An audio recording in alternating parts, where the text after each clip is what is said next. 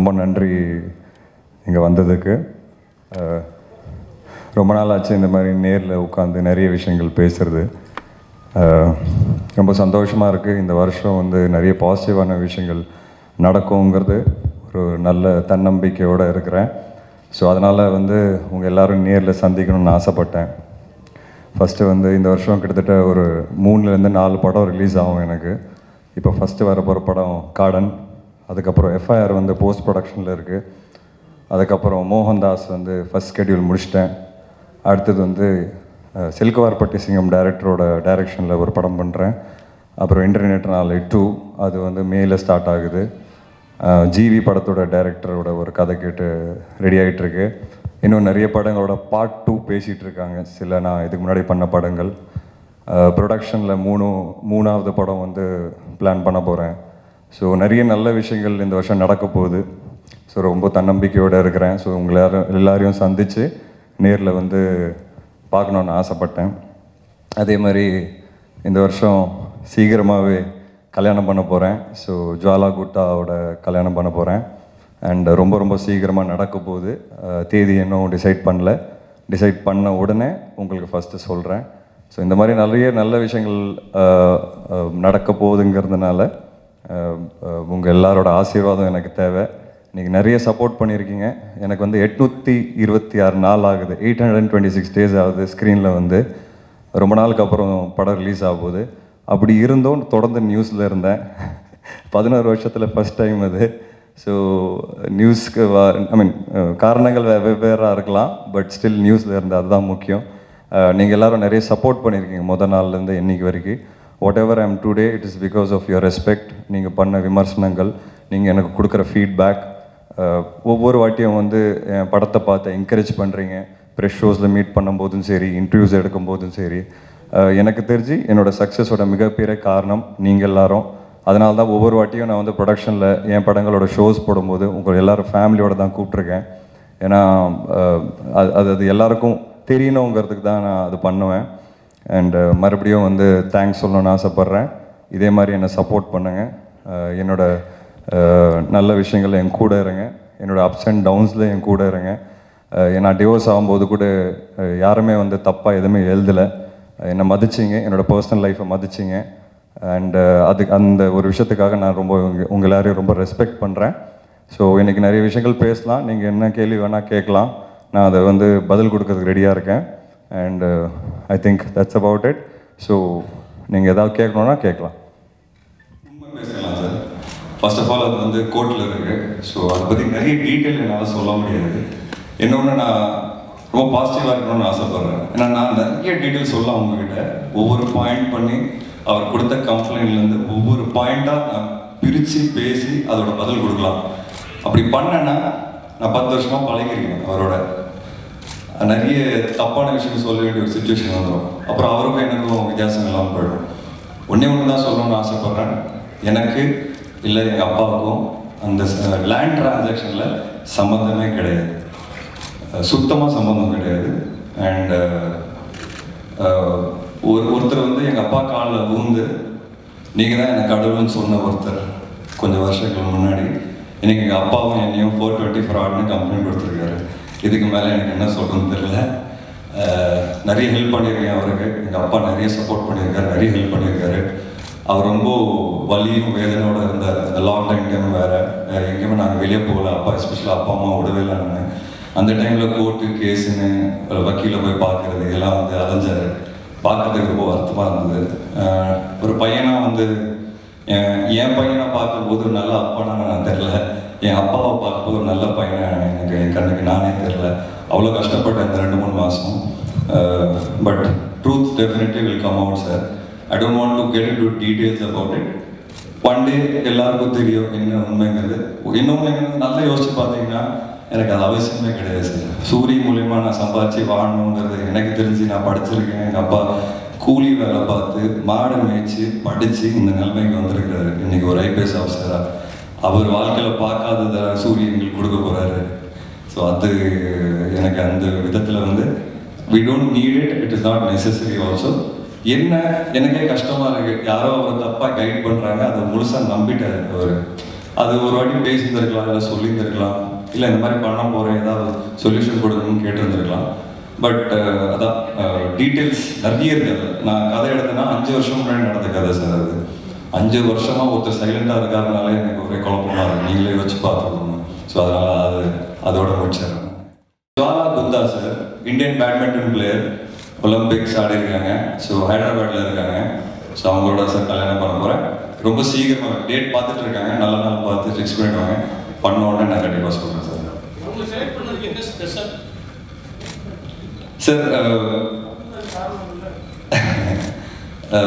Respect sir, mutual respect and understanding sir. நிறைய பேர் நினைக்கிறாங்க லவ் அப்படிங்கிறது. எனக்கு லவ்வில் நம்பிக்கை போயிடுச்சு சார். ஒரு வாட்டி லவ் பண்ணி பார்த்துட்டேன். 4 வருஷம் லவ், 7 வருஷம் கல்யாணம். இதுக்கு மேலே லவ் தேடி நான் போகல. Respect, mutual respect and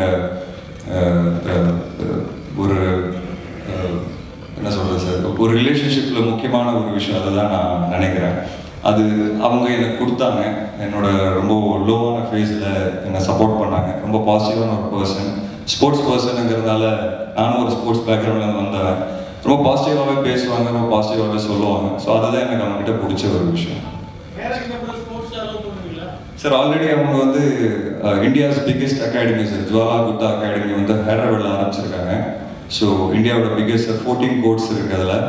and ரொம்ப நல்ல facility sir, world class facility. So already அவங்க பண்ணிட்டு தான் இருக்கிறாங்க. என்ன ஒருத்தவங்க என் கரியரில் சப்போர்ட் பண்ணணும்னு நினைக்கும் போது அவங்களுக்கு நான் சப்போர்ட்டாக இருக்கக்கூடாதுன்னு எப்படி சார் அது? So mutual respect. நிறைய விஷயம் மனசார பேசுகிறேன் சார். இன்னைக்கு நான் வந்து சினிமா உள்ள வரும்போது நிறைய பேர் சொன்னாங்க, வெளியே வந்து உங்கள் அப்பா போலீஸ் ஆஃபீஸர் சொல்லிடாது அப்படின்ட்டு.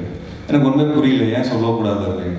இல்லை சொன்னீங்கன்னா உங்கள் மேலே இருக்கிற ஒரு அபிப்பிராயம் வந்து வேற மாதிரி ஆகிடும் அப்படின்னு. என்ன ஆகிடும் அப்படின்னு, நீங்கள் வந்து ஈஸியாக வரீங்க, நீங்கள் உழைக்கல, உங்கள் அப்பா தான் உங்களுக்கு எல்லாமே சொல்லிக் கொடுக்குறான்னு ஒரு அபிப்பிராயம் வரும் அப்படின்னு சொல்லுவார். நானும் உண்மையாகவே சார் ஒரு 2-3 வருஷம்லாம் ட்ரை பண்ணேன் அதை வந்து மறைச்சு வைக்கிறதுக்கு. ஒரு ஸ்டேஜுக்கு அப்புறம் இப்போ யோசிச்சு பார்க்கும்போது நான் பெருமையாக மாற தட்டி சொல்கிறேன் சார், எங்கள் அப்பா ஒரு போலீஸ் ஆஃபீஸர், அவரோட பையன் நான் சினிமாவில் இருக்கிறேன். எங்கள் அப்பா எல்லா அப்பா மாதிரி தான் பையன் மேலே வரணுங்கிறதுக்காக பல பேரோட கால் முடிச்சிருக்கிறாரு. அது எனக்கு தெரியும். பசங்க நல்லா வரணுங்கிற ஆசைப்படுறாங்களோ அதே தான் எங்கள் அப்பாவும் ஆசைப்படுறாரு. பட் என்ன, நான் சார் சின்ன வயசுலேருந்து எது பண்ணாலும் போலீஸ்கார பையன் அவன் திமிர் ஜாஸ்தி. நான் வந்து படிக்கும்போது சார் 12th ஸ்டாண்டர்ட் படிக்கும்போது கிரிக்கெட் விளையாடுவேன் சார். புக்ஸ்லாம் என் கூட கொண்டு போயிடுவேன். ஸ்கூலில் அவ்வளோ போக மாட்டேன். ஆனால் அவுட் ஆனவுடனே சார் வந்து படிப்பேன், உட்காந்து படிப்பேன், எல்லா புக்ஸை படிப்பேன். எக்ஸாம்லாம் நல்லா மார்க் வாங்கணும்னு அப்பா சொல்லுவார். ஏன்னா நீ ஒழுங்காக வாங்கலைன்னா அப்புறம் எனக்கு தான் கெட்ட பேர் அப்படின்ட்டு. ஸோ நான் நல்லா மார்க் வாங்கினேன் சார். ஆனாலும் என்ன சொன்னாங்கன்னா, இவனுக்கு கொஸ்டின் பேப்பர் கிடச்சிருக்கோம், அதனால இவன் மார்க் வாங்கலாம் அப்படின்னு சொல்லிடுவாங்க சார் ஈஸியாக. இது பழகிடுச்சு சின்ன வயசுலேருந்து. நான் கிரிக்கெட் விட்ட காரணமே அதுதான் சார். ஒரு ஸ்டேஜுக்கு அப்புறம் எல்லாருக்கும் நல்ல ஃபார்ம் இருக்கும், பேட் ஃபார்ம் வரும். நம்ம ஒரு டைம் நல்லா பர்ஃபார்ம் பண்ணுவோம். எனக்கு வந்து பேட் ஃபார்ம் வரும்போது நான் நல்லா விளையாடும் போது அப்பா நாள் விளையாடுறேன்னு சொல்ல ஆரம்பிச்சிட்டேன் சார். ஒரு ஸ்டேஜுக்கு அப்புறம் வெக்ஸ் ஆகி கிரிக்கெட்டை விட்டேன். திருப்பி சினிமாவில் அதே தான் ஆரம்பிச்சது. இந்த வாட்டி நான் விட மாட்டேன்னு டிசைட் பண்ணிட்டேன். நான் யாருங்கிறது நான் நின்று ப்ரூவ் பண்ணி காட்டுவேன். நீங்கள் என்ன வேணால் சொல்லுங்கள் என்னை பற்றி. அப்பானால நடக்குதுன்னா எப்படி சார் 8 படம் அப்பானால சார் ஹிட் ஆகணும், ராட்சசன் அப்பானால ஹிட் ஆகணும், இல்லை வேலை வந்து லெவலாக்கிற அப்பானால ஹிட் ஆகணும். எங்கள் அப்பா ஒரு பையனாக வந்து எனக்கு நல்ல வளர்ச்சி கொடுத்துருக்காரு, சொல்லி கொடுத்துருக்காரு. என் அப்பா இன்னைக்கு இந்த இடத்துல வந்த காரணமே, அப்பா காசு இல்லாத போது பல பேர் அவருக்கு ஹெல்ப் பண்ணியிருக்காங்க. அதே விஷயங்கள் தான் எனக்கு சொல்லியிருக்காரு. முன்னாடி வந்து யாராவது ஹெல்ப்னு கேட்டு நின்னா உன்னால் பண்ண முடியுதுன்னு வச்சுக்கோங்க. ஒரே ஒரு விஷயம் ஞாபகம் வச்சுக்கோ, கண்டிப்பாக பண்ணு. நீ எங்கேருந்து வந்த, எப்படி ஆரம்பிச்ச, யார் உனக்கு கை கொடுத்தாங்க, யார் உனக்கு கூட இருந்தாங்க, அதை மட்டும் மறந்துடாத. யாருக்கும் துரோகம் பண்ண வேணாம், யாருக்கும் கெடுதல் பண்ண, நல்லது மட்டும் பண்ணு. அவங்க உன்னை ஞாபகம் வச்சிருக்காங்களோ வைக்கலனாலும் அதை பற்றி கவலை கிடையாது அப்படி சொல்லி தான் வளர்த்துருக்காரு. ஸோ போலீஸ்கார பையனாக இருந்து வந்து வாழ்க்கையில் பல விஷயங்கள் ஃபேஸ் பண்ணிட்டேன். இந்த விஷயமும் அப்படிதான் சார். ஏன் இது டீட்டெயிலாக சொல்கிறேன்னா, அவர் என்ன நினச்சிக்கிட்டாருன்னா, போலீஸ் வந்தாங்க நைட்டு, என்னோட டிஓபியோட பர்த்டே, எஃப்ஐஆர் வந்து 3 டேஸில் வந்து ரேப் அப் ஆக போகுது. சரி ரேப் அப் பார்ட்டி எதுக்கு, பர்த்டே வேறு இருக்குது, இங்கே வச்சிடலாம் அப்படின்னு சொல்லி ஒரு 6 பேர் தான் இருந்தாங்க. மேலே போலீஸோட வந்துட்டார். அந்த போலீஸ் வந்து நான் கேட்டேன், என்னங்க தப்பு பண்ணுறேன், நான் வந்து பாருங்க ஏதாவது தப்பு பண்ணா சொல்லுங்க, நானே சாரி கேட்டுக்கிறேன். போலீஸும் வந்து பார்த்தாங்க, எதுவுமே இல்லை, உங்கள் வீட்டுக்குள்ளே நீங்கள் 6 பேரோட இருக்கீங்க, அதில் என்ன தப்புன்ட்டு போயிட்டாங்க. ஓகே சார் இவர் இப்படி பண்ணுறாரு, அவர் பண்ணுறாருன்னா பரவாயில்ல நாங்கள் பார்த்துக்குறோம் அப்படின்ட்டாங்க. அவர் பயந்துட்டார். என்னமோ நான் வந்து என்னமோ அவரை பண்ணிட போகிறேன். அதுக்கப்புறம் பார்த்தீங்கன்னா இப்போ நான் நல்லா இருக்கிறேன். அவர் அதுக்கு அடுத்த நாள் வந்தார், வந்து என்கிட்ட பேசினார். இப்போ நாங்கள் நல்லா பேசுகிறோம், சிரிச்சு பேசுகிறோம். நான் பயந்துட்டேன் சார், நீங்கள் எதாவது பண்ணிடுவீங்க. இதே தான் சார், நான் ஒன்றுமே பண்ணலைனாலும் ஐயோ இவன் எதாவது பண்ணிட போகிறோம், எதாவது பண்ணிட போகிறோம். எங்கள் அப்பா ரிட்டையர் ஆகிட்டார் சார், நிம்மதியாக வாழ விடுங்க, அவ்வளோதான் நான் சொல்லணும்னு ஆசைப்படுவேன் சார். என்னால் வந்து பெருசாக லாஸ் வராமல் என்னால் வந்து ஒரு படத்தை நல்லபடியாக பண்ண முடியுங்கிறது எனக்கு ஒரு நம்பிக்கை இருக்குது. எனக்கு 10 படம் ஆச்சு ஃபஸ்ட்டு ப்ரொடக்ஷன் பண்ணுறதுக்கு. ஸோ அந்த எக்ஸ்பீரியன்ஸ் தான் என்னை ஹெல்ப் பண்ணிச்சு ஃபஸ்ட் ப்ரொடக்ஷன் பண்ணுறதுக்கு. வேலை வந்துட வேலைங்கிற பெரிய ஹிட் அது. அதுக்கு ஒரு படம் நான் லாஸ் அடைஞ்சேன். அதுக்கப்புறம் இன்னமும் பெட்டராக புரிஞ்சுக்கிட்டேன். நிறைய கண்டென்ட் வெளியே பண்ணிட்டு இருந்தேன். நீங்கள் பார்த்தீங்கன்னா ராட்சஸ்லாம் வெளியே பண்ணேன். ஆனால் என்னோட கம்பெனி பார்த்தீங்கன்னா வேலை வந்துட வேலைக்கிறேன், கதாநாயகன், சில்வர் பட்டிசிங்க, இந்த மாதிரி ஜாலியான படங்கள் தான் பண்ணேன். ஒரு ஸ்டேஜ்க்கு அப்புறம் ரியலைஸ் ஆச்சு, ஏன் நம்ம அப்படி பண்ணுறோம், நம்ம வெளியே பண்ணுற படங்களே நம்ம கம்பெனியில் எடுத்து பண்ணலாமே, நல்ல கதைகள். அதுக்கப்புறம் இப்போ வர படங்கள் தான் எஃப்ஐஆர், மோகன்தாஸ், எல்லாமே வந்து ஒரு கண்டென்ட் ஓரியன்டட் ஸ்கிரிப்ட். ஏன்னா ராட்சசன் மாதிரி ஒரு படத்துக்கு இவ்வளோ பெரிய கமர்ஷியல் சக்ஸஸ் கிடைச்சது. ஸோ அப்போது நல்ல கண்டென்ட் வந்து ஆடியன்ஸ் பார்க்க ஆரம்பிச்சிட்டாங்க. அந்த ஒரு நம்பிக்கையில் தான் திரும்பி இப்போது ப்ரொடக்ஷன் பண்ணிகிட்டு இருக்கிறேன். இன்னொன்று, என்னோட கிரியேட்டிவ் திங்கிங், நான் சில விஷயங்கள் சாதிக்கணும்னு ஆசைப்படுற சில விஷயங்கள் வந்து சில பேர் நம்ப மாட்டேங்கிறாங்க வெளியே. ஸோ அதை நம்மளே எடுத்து பண்ணுறது தான் ஒரே வழியாக இருக்குது. To prove others and ourselves that என்னால் இதை பண்ண முடியும் அப்படிங்கிறது நானே எடுத்து அதை பண்ணி காமிச்சேன்னா 4 பேர் நம்புவாங்க சினிமாவில். அதனால தான் வந்து இப்போ ப்ரொடக்ஷன் பண்ணிட்டு இருக்கேன். நான் ஜாலாவை பார்த்ததே வந்து என் டிவோர்ஸ் ஆனதுக்கப்புறமா தான் சார். அந்த டைமில் தான் மீட் பண்ணேன். அதுக்கு முன்னாடி எனக்கு பழக்கமே கிடையாது சார். இன்னொன்று நான் மறுபடியும் சொல்கிறேன், லவ்ங்கிறது இல்லவே இல்லை சார். இங்கே முடிஞ்சிருச்சு சார், அந்த கதையை முடிஞ்சிருச்சு. மியூச்சுவல் ரெஸ்பெக்ட் அண்ட் அண்டர்ஸ்டாண்டிங் தான் சார் எனக்கு இப்போ மைண்டில் இருக்கிற ஒரு விஷயம். நீங்களும் இனிமேல் நான் என்ன நினைப்பேன் sir, cinema influences people to an extent. நான் ரொம்ப ஸ்ட்ராங்காக நம்புவேன்.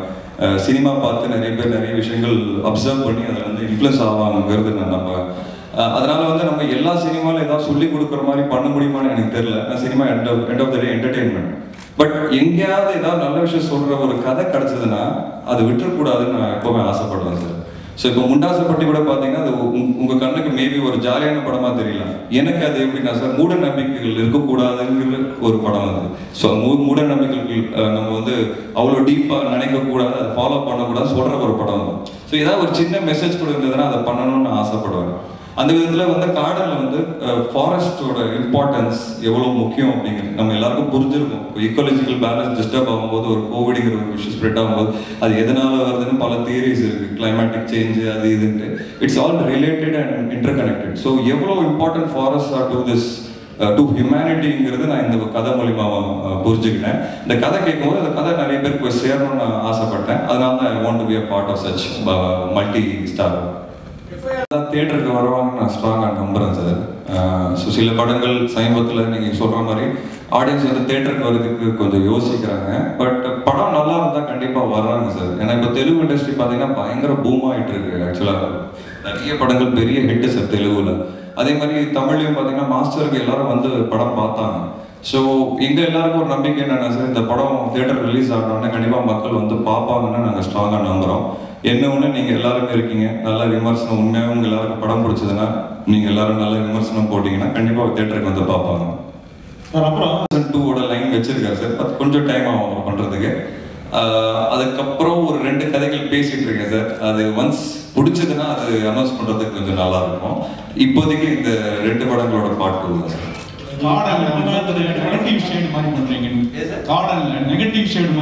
அது சார் என் கேரக்டருக்கு எல்லா விதமான எமோஷன்ஸ் இருக்கு. அதனால தான் எனக்கு அந்த படம் பிடிச்சது. ஆஸ் அன் ஆக்டர் நான் அதை பண்ணணும்னு ஆசைப்பட்டேன். வாழ்க்கையில் எனக்கு தெரிஞ்சு ஒரு யானோட நடிக்கிற வாய்ப்பு வந்து யாருக்கும் டக்குன்னு அமையாது. எனக்கு காடுகளை பார்த்தா கொஞ்சம் பயம், மிருகங்களை பார்த்தா கொஞ்சம் பயம்.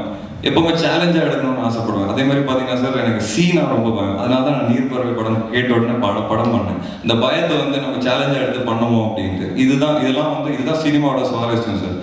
ஒரு ஆக்டராக வந்து இந்த மாதிரி விஷயங்கள் நீங்கள் நார்மல் லைஃப்பில் என்னால் பண்ணவே முடியாது. பட் அது வந்து சினிமா மூலியமா நான் வந்து அதை பண்ணுறேன். ஸோ அந்த மாதிரி தான் இது எனக்கு ஒரு பெரிய சேலஞ்சாக இருந்தது. நான் இது பண்ணிட்டேன்னா எனக்கு ஒரு தன்னம்பிக்கை பயங்கரமாக வரும் அப்படின்ட்டு. ஸோ அதனால ஐ சோஸ் திஸ் ஃபில்ம். எல்லா விதமான ஷேட்ஸ் ஆஃப் கேரக்டர் இருக்கும் என் கேரக்டருக்கு. லவ், சாங்கு, இமோஷனு, நெகட்டிவ் ஷேடும் இருக்கும். ஒரு பயங்கர ஒரு வெரைட்டி ஆஃப் இமோஷன்ஸ் உள்ள ஒரு கேரக்டர் தான் சார் கடல். அப்புறம் காதல் தோல்வி பற்றி சொன்னீங்க. நீங்கள் உங்களுக்கு லைஃப்பில் காதல் தோல்வி, இனிமேல் காதல் பற்றி நடிக்க மாட்டேன்னு சொன்னீங்க. பட் ஜென்ரலாகவே என்ன மாதிரி தானே படங்கள் கூட காதல் படங்கள்லாம் நடிக்க மாட்டீங்களா? இது வரைக்கும் நான் out and out love story பண்ணவே இல்லை. ஸோ அதுவும் ஆசை இருக்குது கண்டிப்பாக அவுட் அண்ட் அவுட் ஒரு லவ் ஸ்டோரி பண்ணணுங்கிறது. பட் இன்னும் கரெக்டான கதை அமையல சார் எனக்கு. ஏன்னா லவ் ஸ்டோரி எடுத்து பார்த்தோம்னா சார் ஒரு சிங்கிள் விஷயமா தான் இருக்கும். வெறும் லவ்வை வச்சு தான் வந்து அந்த படமே ட்ராவல் ஆகும். அது கொஞ்சம் மிஸ் ஆயிடுச்சுன்னு வச்சுக்கோங்க சார், அது தப்பாயிடும். ஸோ நான் அந்த மாதிரி கதைகள் கேட்டாவே பயப்படுவேன். இதில் என்ன இருக்குது, வெறும் லவ் இருக்குது, இது வச்சு நம்ம என்ன எவ்வளோ தூரம் வந்து ஆடியன்ஸை சாட்டிஸ்ஃபை பண்ண முடியும் அப்படின்னு எனக்கு தெரில அப்படின்னு நான் ரொம்ப யோசிப்பேன். பட் அந்த மாதிரி படம் பண்ணணும்னு லைஃப்பில் ஆசை இருக்குது. ஏன்னா அது ஒரு வெரைட்டி ஆஃப் கலர் கிடைக்கும் ஒரு ஆக்டருக்கு. எதுவுமே வந்து பண்ண மாட்டேன்னு கிடையாது சார். எல்லா வெரைட்டியும் ஒரு ஆக்டர் பண்ணாதான் சார் அவனால் சக்ஸஸ் அச்சீவ் பண்ண முடியும். End of the day sir, நான் நம்பர் ஆஃப் ஃபிலிம்ஸுங்கிறது எனக்கு மேட்ரு கிடையாது. எனக்கு வந்து எந்த மாதிரி படங்கள் பண்ணுறதுங்கிறது ரொம்ப பெரிய ஒரு விஷயமா இருக்குது. ஒரு 10 வருஷம் கழிச்சு என் பையன் வளரும்போது அவன் ஒரு முண்டாஸ் படி பார்ப்பான், ஒரு வெண்ணிலா கபடி குழுவே எடுத்து பார்ப்பான், அவன் வந்து ஒரு இன்டர்நெட் நாளை பார்ப்பான், ஒரு நீர்பறவை பார்ப்பான், பார்த்துட்டு படம் நல்லா இருக்குன்னு சொல்லுவான். அதுதான் நான் அச்சீவ்மெண்ட்டாக எடுத்துக்கிறேன். ஸோ நான் எண்ட் ஆஃப் த கரியரில் ஒரு 30 ஃபிலிம்ஸ் பண்ணியிருந்தாலும் அந்த 20 படம் வந்து எல்லாரும் எப்போவுமே பார்க்கலாம், வாழ்க்கை பூரா எந்த டைம்ல வேணால் பார்க்கலாம் அப்படின்னு அதுதான் நான் என்னோட சக்ஸஸாக பார்க்குறேன் சார். ஏன்னா என்னோட 8 ஃபிலிம்ஸோ 9 films sir top 20 movies of Tamil cinema every year. அந்த படங்கள் ரிலீஸ் ஆன இயர் வந்து டாப் 20 மூவிஸில் இருக்குது. அதுவே எனக்கு ஒரு மிகப்பெரிய அச்சீவ்மெண்ட் சார். நான் அப்படி தான் கதைகளை செலக்ட் பண்ணுறேன் சார். லாஸ் வரணும் சார். அனிமல் லாஸ் கொஞ்சம் ஸ்ட்ராங் ஆச்சுன்னா எனக்கு தெரிஞ்சு இந்த மாதிரி விஷயங்கள் கொஞ்சம் குறையும் சார். இன்னொன்று என்ன புரிய மாட்டேங்குது சார், நம்ம இடத்துக்கு அவங்க வராங்களா, அவங்க இடத்துக்கு நம்ம போகிறோமான ஃபஸ்ட் அதுவே எனக்கு புரியல. ஸோ அதான் சில விஷயங்கள் கொஞ்சம் ஸ்ட்ராங் பண்ணாதான் சார் இதுக்கு ஒரு தீர்வே கிடைக்கும். அண்ட் கண்டிப்பாக அரசாங்கம் இருக்குது, அவங்க they will take the necessary actions எனக்கு தோணுது. But end of the day sir it's all about live and let live தான். எல்லாமே ஒரு பேலன்ஸ், நான் சொல்கிற மாதிரி ஒரு எக்காலஜிக்கல் பேலன்ஸ். அதை நம்ம டிஸ்டர்ப் பண்ணக்கூடாது. இதெல்லாம் பார்க்கும்போது கொஞ்சம் கஷ்டமாக இருக்குது, மனசும் வலிக்குது.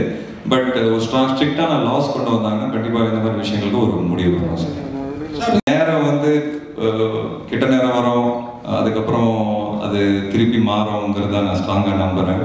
பேரில் ஒன்றும் இல்லை சார். எனக்கு வந்து பழைய பேர் விஷால், சினிமாவுக்கு வரும்போது விஷ்ணுன்னு மாற்றினேன். திருப்பி என்னோட பழைய பேரை மிஸ் பண்ணுறேங்கிறதுக்காக பழைய பேரை சேர்த்தேன், விஷ்ணு விஷால்னு. எனக்கு அதை பண்ணதுலேருந்து எனக்கு ஒரு 5 படம் 6 படத்தோடு ஹிட் ஆச்சு சார். அதனால் அதை மாற்ற வேண்டிய எனக்கு தோணவே இல்லை. என்ன ஒன்று, இப்போ நீங்கள் பார்த்தீங்கன்னா சார் 3 வருஷமாக என்னோட ரொம்ப ஒரு மாதிரி நெகட்டிவான பர்சனலாகவே சொல்கிறேன். நான் ஒரு லெட்டர் போட்டிருந்தேன், நீங்கள் எல்லாரும் படிச்சிருப்பீங்கன்னு நினைக்கிறேன். பர்சனலாக ஒரு 3 இயர்ஸ் கொஞ்சம் டவுனில் தான் இருந்தேன் மைண்ட் செட்டாக. பட் அந்த 3 இயர்ஸ் டைமில் தான் சார் நான் ராட்சசன் ஒரு பெரிய ஹிட் கொடுத்துருக்கேன். அது வந்து மிகப்பெரிய ஹிட் எனக்கு. ஸோ டவுனில் இருக்கும்போதே நான் ராட்சசன் மாதிரி ஒரு படம் பண்ணுறேன் அப்படின்னா அப்போ என்னால் எவ்வளோ சக்ஸஸ் அச்சீவ் பண்ண முடியும், நான் ஸ்ட்ராங்காக இருந்தா மென்டலி அப்படின்னு தான் நான் புரிஞ்சுக்கிட்டேன். ஸோ பேர் மாற்றுறதுல ஒன்றும் இல்லை சார், என்னோட மைண்ட் செட்டை தான் மாற்றணுங்கிறத நான் நம்புகிறேன். அண்ட் நல்ல ஞாபகம் சார், ராட்சசனோட ஷூட்டிங்கில் தான் என் ஒய்ஃப் வீடு விட்டு கிளம்புனாங்க. அடுத்த நாள் காலையில் ஷூட்டு சார் 7 மணிக்கு. அன்னைக்கு ப்ரீவியஸ் நைட் தான் கிளம்புனாங்க. நான் அடுத்த நாள் போய் ஷூட் பண்ணேன். இங்கே ராட்சசனோட ஈபி உட்காந்துருக்காரு. அவங்களுக்கு வந்து 25 நாள் ஷூட் தொடர்ந்து போயிட்டு இருக்கு. அவங்ககிட்ட நான் சொல்லவே இல்லை இந்த மாதிரி ஒரு விஷயம் லைஃப்பில் நடந்திருக்குன்னு. ஆனால் டெய்லி போய் காலையிலேருந்து நைட் வரைக்கும் நடிச்சு கொடுத்து தான் அதுக்கப்புறம் தான் 1 மாதத்துக்கு அப்புறமா தான் அவங்களுக்கே தெரிஞ்சது. ஸோ அப்படி ஒரு சுச்சுவேஷன்லேயே நான் வந்து தொடர்ந்து ஷூட்டிங் போனேன். என் தொழிலுக்கு வந்து என்ன மரியாதை கொடுக்கணும்னு நான் கொடுத்தேன். அதுதான் ராட்சசனோட சக்ஸஸோட காரணம். ஸோ அதுவே என்னால் பண்ண முடிஞ்சதுன்னா பேரில் ஒன்றும் இல்லை, மைண்ட் செட் தான் அப்படிங்கிறது நான் பொறுத்துக்கிட்டேன் சார். கொஞ்சம் மாற்றி பண்ணியிருக்கேன் சார். என்ன பண்ணுவேன் சார், ஃபர்ஸ்ட் ஆஃப் ஆல் நான் எப்படி வந்தேன் சார் சினிமாவில், ஒரு நீச்சலே தெரியாத ஒருத்தனை கடலில் தூக்கி போட்டிங்கன்னா என்ன சார் ஃபஸ்ட்டு அவன் பண்ணுவான்? ஃபஸ்ட்டு வந்து சர்வை பண்ணுறதுக்கு தான் ட்ரை பண்ணுவான். நான் இவ்வளோ நாளாக அதான் சார் பண்ணிகிட்டு இருந்தேன். ராட்சசன் அப்போ தான் நான் புரிஞ்சுக்கிறேன், இனிமேல் நீ வந்து முழுங்க மாட்டேன் இந்த கடலில். சினிமாங்கிறது ஒரு கடல் மாதிரி எனக்கு. உனக்கு ஸ்விம்மிங்கும் தெரியாது, ஆனால் நீ எப்படியோ சர்வை பண்ணிட்டேன்.